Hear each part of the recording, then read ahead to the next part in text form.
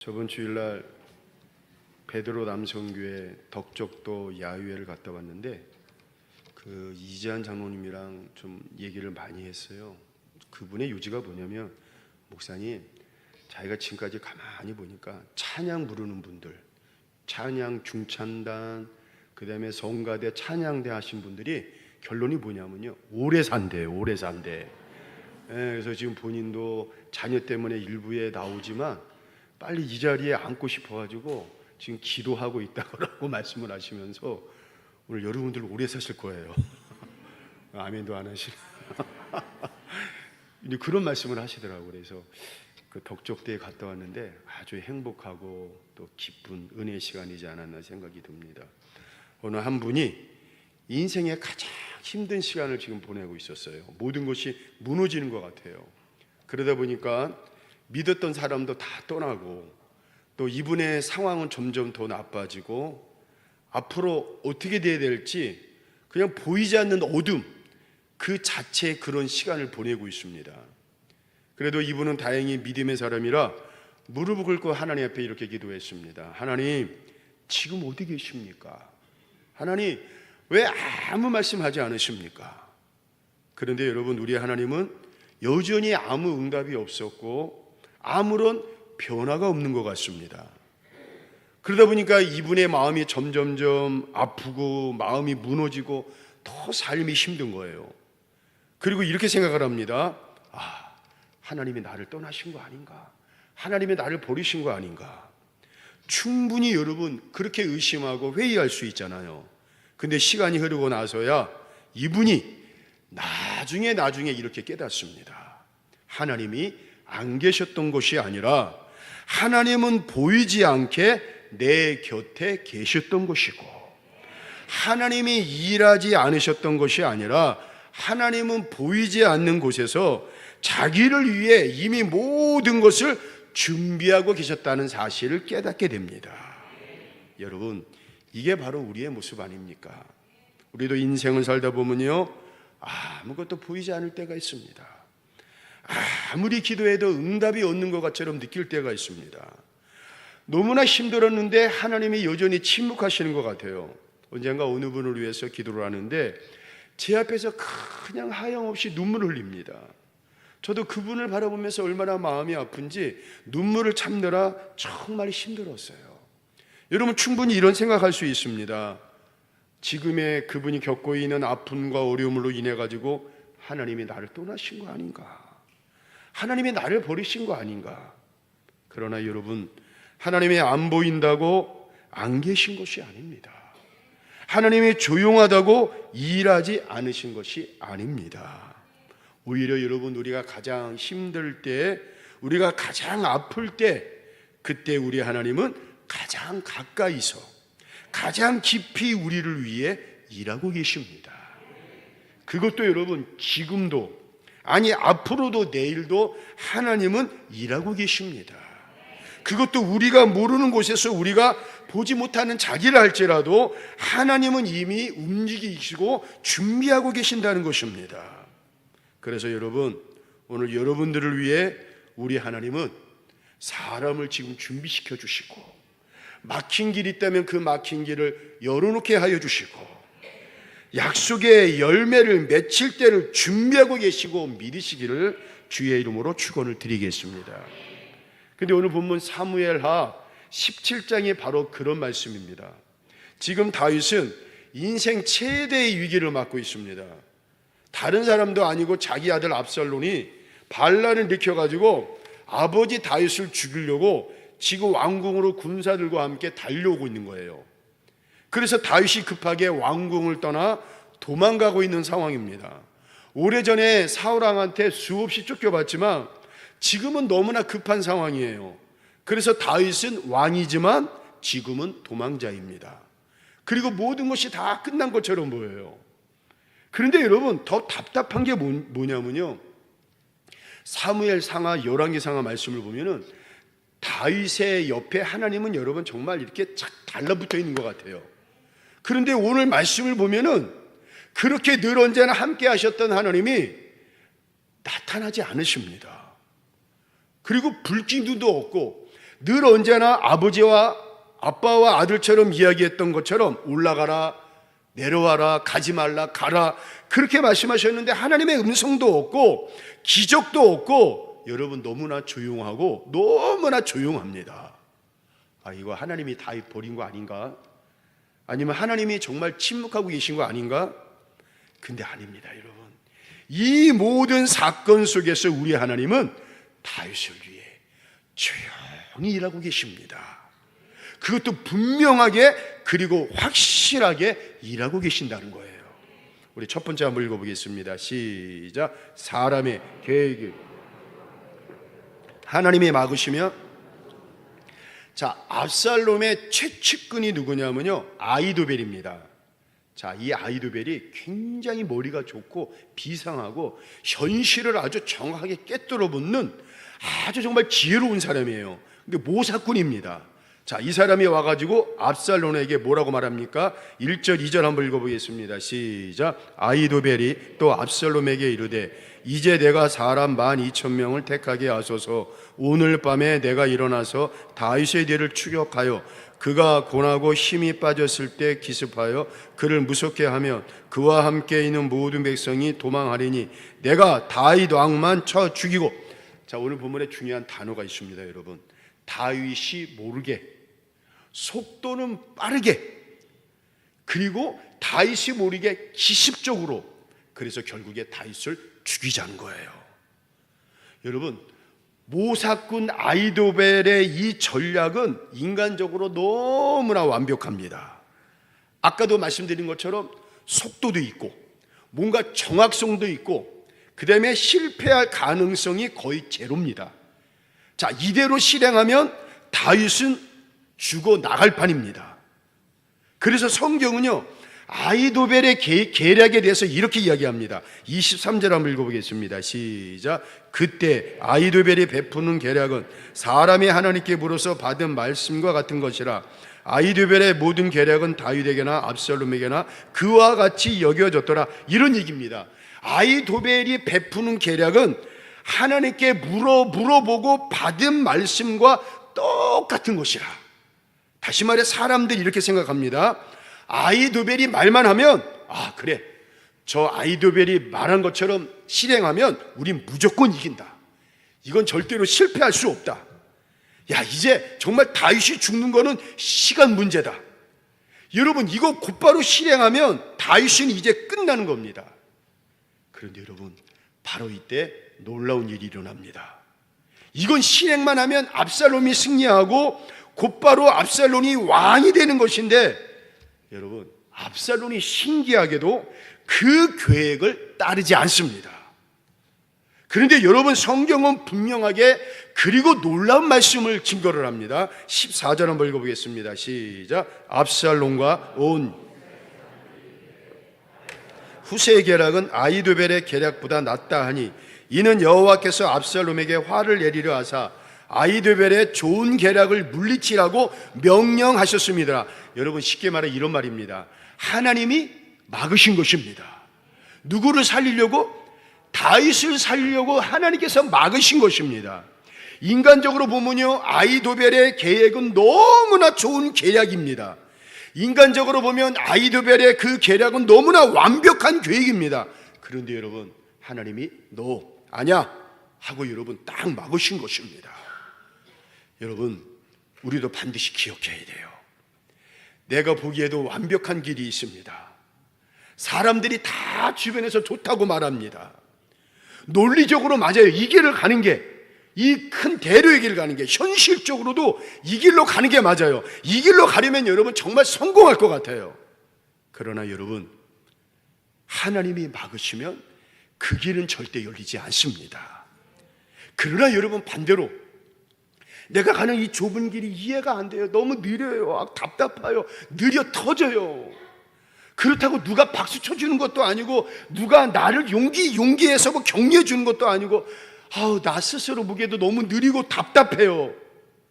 그러나 여러분, 하나님이 열어주시면 바로 그 길이 생명의 길이요, 복의 길이요, 우리 인생의 대로의 길이 될 줄로 믿습니다.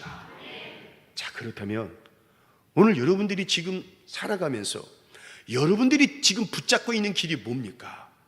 야, 이거 무조건 된다, 이거 틀림없다, 이 길 정말 맞다. 여러분 정말 그렇습니까? 이겁니다. 그 맞다는 길에, 여러분들이 가는 그 길에 하나님의 뜻이 있습니까? 여러분들이 지금 맞다고 생각하는 좋은 길에 하나님의 인도하심이 있습니까? 아무리 좋아 보여도 하나님이 막으시는 길이라면 가지 마십시오. 그러나 여러분, 아무리 내가 지금 가는 길이 답답해 보여요. 나도 어떨 때는 막 우라통이 터질 것 같아요. 너무 느리다 보니까 화도 나기도 하고, 하나님 왜 이렇게 느립니까? 나 속이 터지겠습니다. 빨리 좀 여기로 가면 정말 빠를 것 같아요. 근데 하나님은 아니다. 아들아, 딸아, 너 그 길이 아니다. 이 길이다. 느려 터져요. 그러나 여러분, 그 길이 느리다 할지라도 하나님이 여시는 길이라면 그 길로 가십시오. 왜 그렇습니까? 하나님의 여시는 길은 반드시 하나님의 역사와 능력이 나타날 것입니다. 두 번째로 한번 읽어보겠습니다. 시작. 하나님은, 자, 오늘 본문을 보면요, 하나님이 직접 나타나지 않으십니다. 그리고 다윗이 미리 숨겨둔 후세가 있습니다. 어찌 보면 다윗이 도망갈 때, 후세야, 너는 그 압살롬 편에 좀 가서 있어라, 스파이를, 매복을 좀 숨겨 두었습니다. 그런데 우리 하나님은 그 후세라는 사람을 통해 일하십니다. 후세는 일부러 그 아이도벨의 전략과 정반대의 말을 합니다. 왕이시여, 아니 압살롬을 향해 가지고 지금 공격하지 마세요. 시간을 좀 둡시다. 천천히 갑시다. 그리고 이스라엘 백성들을 여기저기 모아가지고 나중에 한 번에 크게 공격합시다. 여러분, 후세의 전략은 느려 터집니다. 비효율적입니다. 그러나 하나님이 후세의 말을 사용하십니다. 그리고 압살롬이 이상하게도 아이도벨을 굉장히 신임을 했는데 그 아이도벨의 말을 제쳐두고 후세의 말을 선택하게 합니다. 그리고 나중에 아이도벨은 이게 화가 나가지고 분노가 치밀어가지고 이제 자살을 하고 목을 매달아서 그 자살을 하는 그런 이제 아이도벨이 됩니다. 뿐만 아니라 여러분, 여러 사람이 등장합니다. 자, 제사장들이 등장합니다. 이름 없는 여종이 등장하고, 이름 없는 소년이 등장하고, 이름 없는 바울임의 어떤 여인이 등장을 합니다. 그런데 이 이름 없는 사람들이 서로 연결이 되면서 다윗에게 피할 정보를 알려주고 다윗이 도망갈 수 있도록 길을 열어줍니다. 여러분, 이게 뭡니까? 지금의 상황은요, 압살롬의 판입니다. 압살롬의 눈밖에 벗어나면요 아무것도 안 됩니다. 누가 한 사람이 고재질 해가지고 이 사람들 만약에 이름을 나오면 압살롬이 그냥 모가지를 땡강하고 다 죽여버릴 수 있는 그런 상황입니다. 용기를 낼 수 있는 상황이 아니에요. 그런데 여러분, 이들을 통해 가지고 다윗의 정보를 주고 다윗에게 전달을 해줍니다. 어떻게 이럴 수 있을까? 여러분, 이게 뭡니까? 바로 하나님의 섭리입니다. 그리고 여러분, 하나님께서 다윗에게 막힌 길을 열어주시려고 바로 이 사람들을 사용해 주신 거예요. 우리 하나님은요, 저 멀리에서만 잘해 그래 너 잘하고 있다, 여러분 그렇게 일하신 분이 아니라, 여러분 우리와 가장 가까이 계시면서 우리 옆에 있는 사람을 통해, 우리 옆에 있는 남편과 아내를 통해, 자녀를 통해, 때로는 여러분 그 자녀가 말 한마디를 합니다. 아빠, 요새 아빠가 좀 너무 그런 것 같아? 여러분, 그 말을 무시하지 말아야 돼요. 때로는 그 자녀를 통해 하나님의 음성을 들을 수가 있습니다. 사람을 통해, 그리고 내가 지금 있는 상황을 통해, 내가 지금 만나고 있는 환경을 통해 일하시는 분이 우리 하나님이십니다. 우리는 자주 이렇게 생각합니다. 하나님이 일하시면 뭔가 특별한 일, 대단한 일이 일어날 것 같아요. 맞습니다, 여러분. 모세를 통해 홍해가 갈라지고 반석에서 물이 막 터져나오고, 물론 여러분 그렇게 나타날 수 있지만, 우리 하나님은 성경을 가만히 보세요. 하나님은요, 평범한 사람을 통해, 아주 일상적인 사건을 통해 역사하시는 분이 우리 하나님이십니다. 그래서 오늘도 하나님은 사람을 통해 누군가를 돕고 계십니다. 어떤 사람의 말 한마디, 내가 만나는 어떤 사람의 말 한마디, 또 누군가의 나와의 만남을 통해 가지고, 또 여러 가지 사건을 통해서, 여러분 이거를 우연이라고 생각하지 마세요. 하나님이 지금 움직이고 계신 곳입니다. 저번 주 주일날이 바로 그 말씀의 현장이었습니다. 42명의 우리 세계의 전도원들이, 저는 그냥 전도원들이 아니라 전도 특공대라고 말하고 싶어요. 물된 동사교회 앞에서, 그것도 대로변에서 손을 잡고 한 마음으로 기도했습니다. 하나님, 우리는 도구입니다. 우리의 발걸음, 입술, 우리의 마음을 도구로 사용해 주셔서 물된 동산교회 부흥을 허락하여 주시옵소서. 그리고 그 도로에서 물된 동산교회 파이팅을 외치고 세길교회 파이팅을 외치고 그때부터 흩어져서 전도를 하는데, 정말 누구 표현대로 목사님 마치 뭐에 홀린 거, 여러분 성령에 사로잡힌 곳입니다. 사진 한번 보겠습니다. 한번 보겠습니다. 이거를 마치자마자 그냥 그 옆에 있는 그 주변의 가게 문을 벌컥 열고 그냥 가게로 들어가고, 지나간 분들이 있으면 딱 가로막고 붙잡고 또 티슈 주고 물티슈 주고 전도를 하고, 여러분 이런 모습에 누구는 그런 말을 할 수 있습니다. 그게 무슨 효과가 있느냐? 아닙니다. 노방 전도는 죽지 않고 살아 있습니다. 그리고 노방 전도를 해야 됩니다. 눈을 보고 손을 내밀고 입을 열어서 예수님은 살아계십니다. 예수님은 구원자이십니다. 우리는 세길교에서 나왔습니다. 그럼 여러분 성령님이 역사하십니다. 노방 전도하는 교회가 부흥한다고 기독교 단체에서 조사가 나왔습니다. 대형교회 여러분 정말 열심히 전도합니다. 그래서 여러분 노방 전도를 해야 됩니다. 그런데 그렇게 노방 전도를 하는 교회에 부흥케 되고, 그 노방 전도를 감당하는 성도와 가정 자녀를 하나님께서 크게 복을 주십니다. 저는요 그 모습을 보는데 마치 하나님의 군사들이 일사불란하게 움직이듯이 같이 간 아이들도 막 전도를 했습니다. 또 예배를 드리고 기도를 하는데 다들 우시는 거예요. 여러분 불쌍해서 애처로워서 그럴 수도 있죠. 그러나 여러분 믿음의 사람은 그것으로 끝나는 게 아닙니다. 믿음의 사람은 하나님의 마음이 부어질 때 우는 것입니다. 주님, 물된 동산교회가 살아나게 하여 주시옵소서. 먼저 주예종인 유수길 목사님의 영적으로 살아나게 하여 주시옵소서. 교회 문을 통해 사람들이 몰려오게 하여 주옵소서. 벌떼처럼 구름대처럼 몰려오게 하여 주옵소서.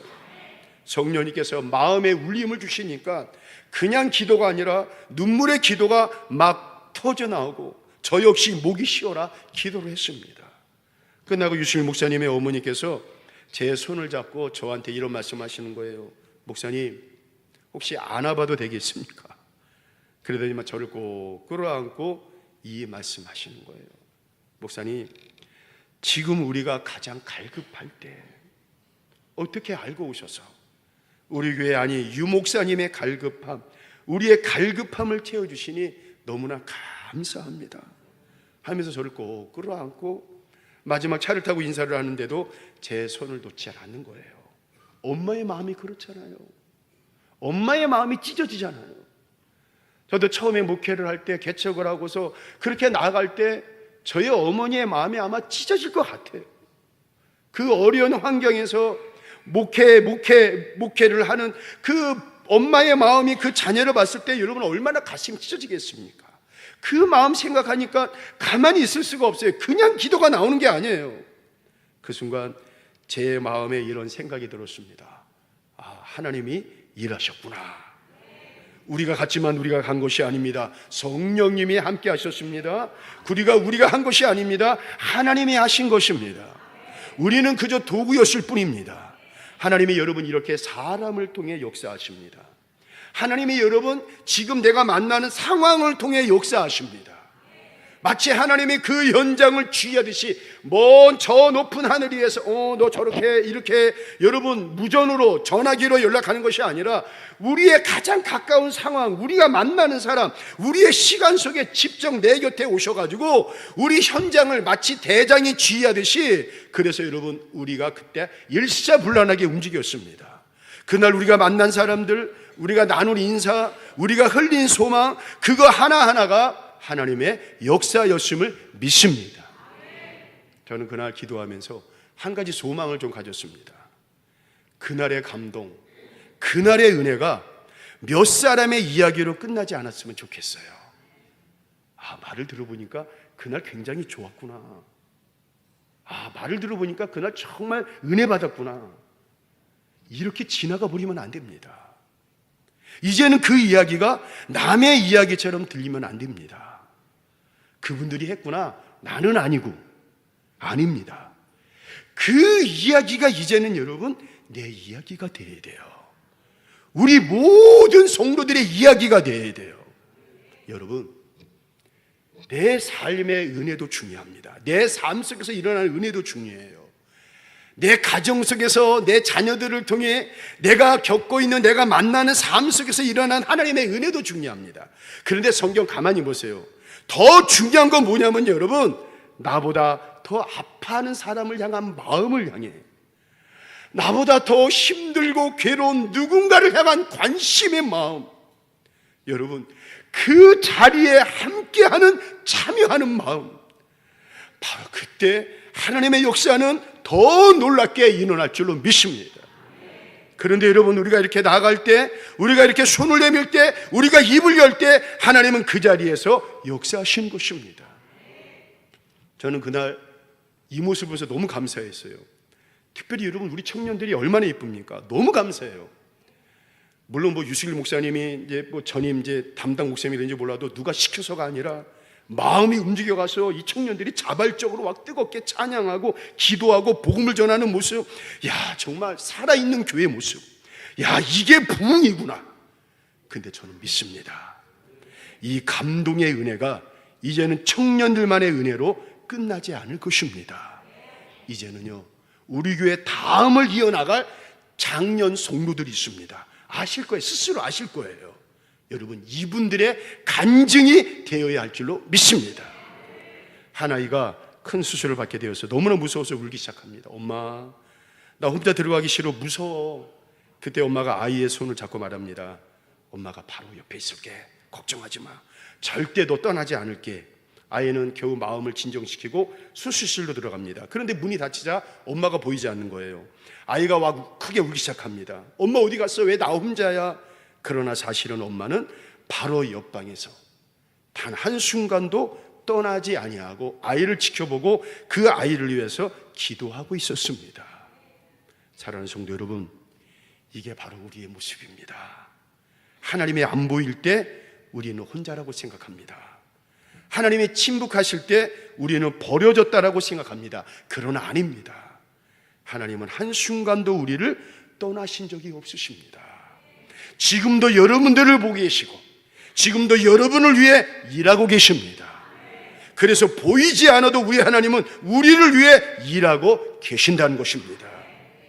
오늘도 이 믿음으로 한 주를 살아갈 때 보이지 않는 곳에서 역사하신 하나님의 손길이 우리 세길의 모든 성도들 삶 가운데 그것도 분명히 나타날 줄로 믿고, 오늘도 이 믿음으로 살아가 승리하시는 우리 세길의 모든 성도들 되기를 주의 이름으로 축원을 드리겠습니다.